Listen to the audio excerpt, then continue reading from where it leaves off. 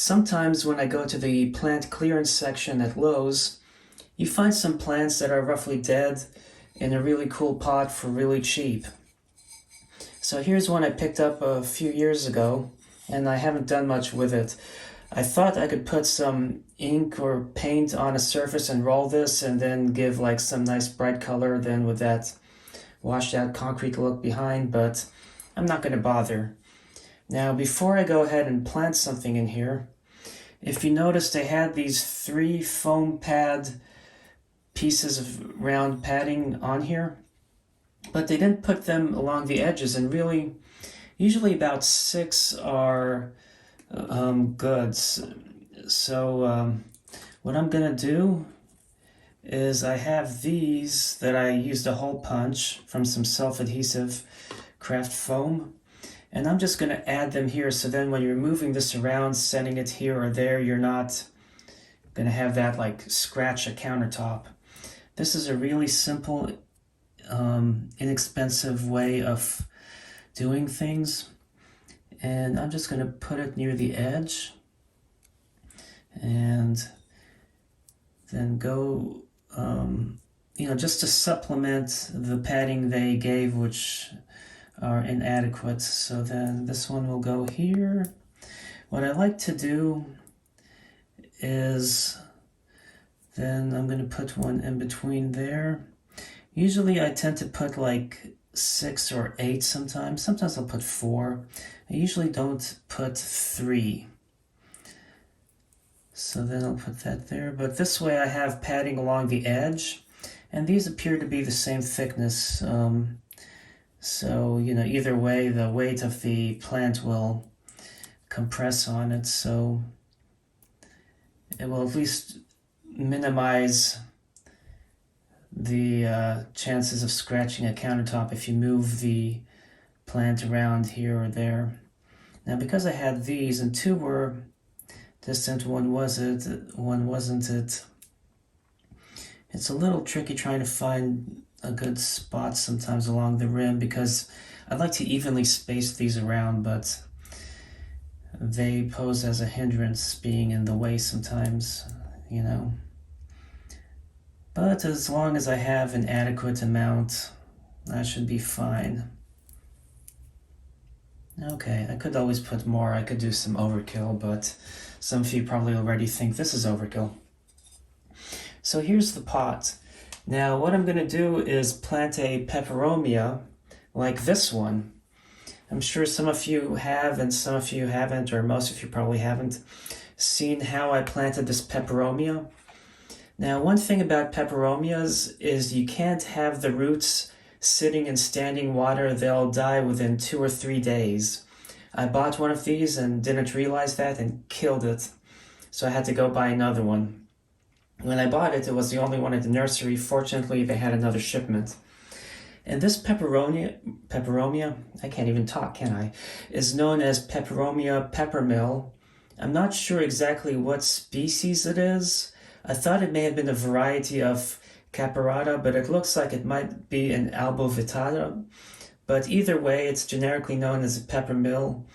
And they come from Ecuador, and you can see the nice, really dark, bright, it's like bright yet dark greenish color with a nice burgundy.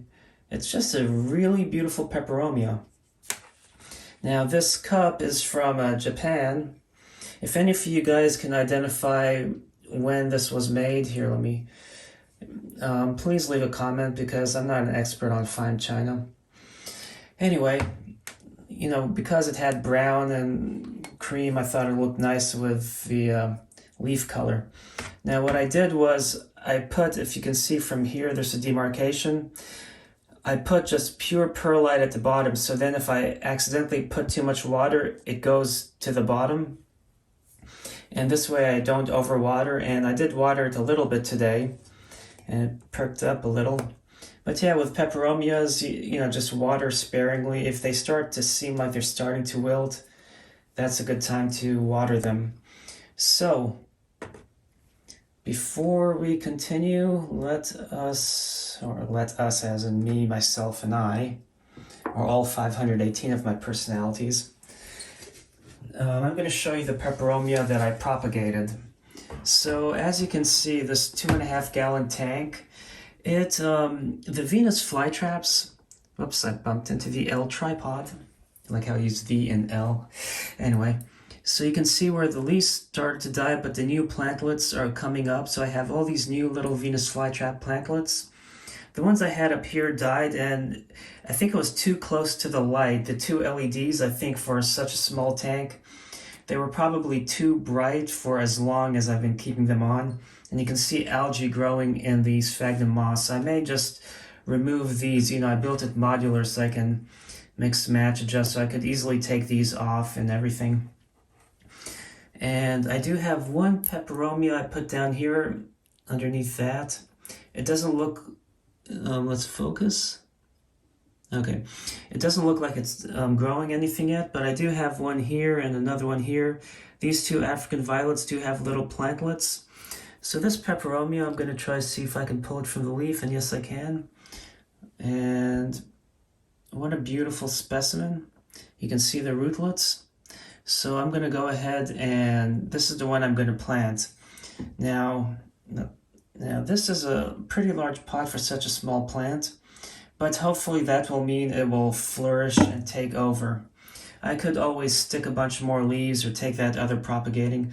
I might actually do that. Let me, the phone is having slight difficulty maintaining focus on the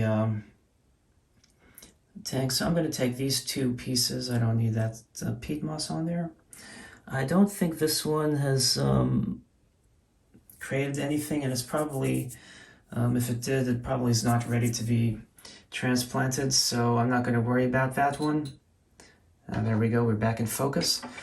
So now I can get this out of the way, and I'm going to show you how I'm going to plant it in this pot. For starters, I have this cup and I have this pot. So if I put this pot in the pot, there's a gap here, so this way any excess water can drain. And I hate drainage holes because it always leaves a mess. They always go into a tray, the tray fills up, and sometimes the plants are still starving for water. So anyway, but with peperomia, you don't want to risk overwatering because they die easily. So if I put this in here, and then I put this in here, it's close to the rim, so that is good. So now I can fill this up with dirt and plant these two little plantlets in there. So I need a container, or not a container, but a tray, so I don't make a mess on here. And I had water here that dried, and whatever was dissolved in the tap water crystallized. But anyway, I'm going to put that pot there. And what do I mean I'm going to put when I already put it? And then here, I'm sure some of you may have, and most of you haven't seen my video on making my own succulent soil mix. I'm mixing roughly 50% perlite and 50% soil in these containers that you can get from the Dollar Tree, and just shaking it up. And I have a nice, beautiful soil mixture. So I'm just going to pour this in here, hopefully without making a mess.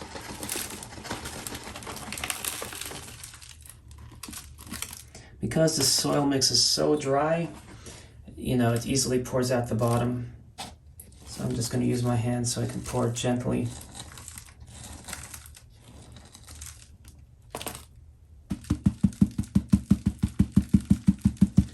Now this is a succulent mix, but it still works really well for peperomia because it helps facilitate drainage.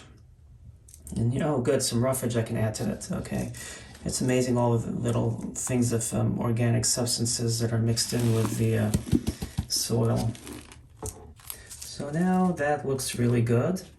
So let me clean this up a little. And I'm going to dump, without making a mess, okay, here we go. So now I can actually, let me get this thing out of the way. Make sure I have the lid on tight.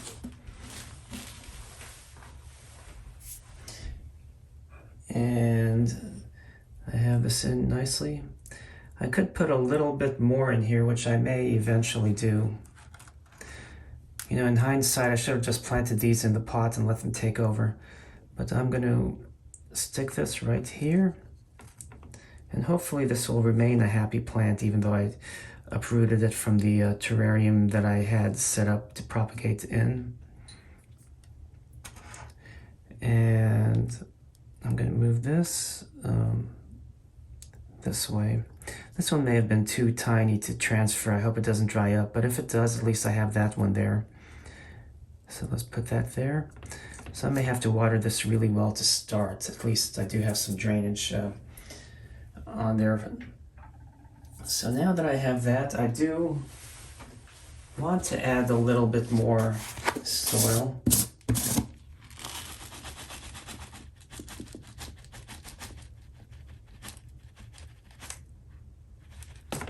Oops. Let me tell you, mixing your own soil using these containers from the Dollar Tree is excellent. It is such a convenience. Okay, don't want to damage my little plantlets. What should I name them? Where are you? Oh, there you are. Don't die on me, you little thing. Okay. These are like big chunks. Oh, they have a little moisture to them. Interesting. Okay. So now I'm going to water them in this tray before I transfer them to the other pot. And I need to go ahead, get water. I have a little jar that just some old jar that I can use for planting and watering.